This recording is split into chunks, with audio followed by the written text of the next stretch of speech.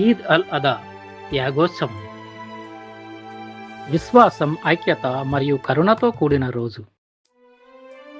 అందరితో ఆశీర్వాదాలు పంచుకోవడం. నిజమైన పండుగ ఇవ్వడంలోనే ఉందని బక్రీద్ మనకు గుర్తు చేస్తుంది. ఈద్ ముబారక్, శాంతి మరియు శ్రేయస్సు. ఈద్ ముబారక్. ఈద్ అల్ అదా మనకు త్యాగం, కరుణ మరియు ఐక్యతను గుర్తు చేస్తుంది.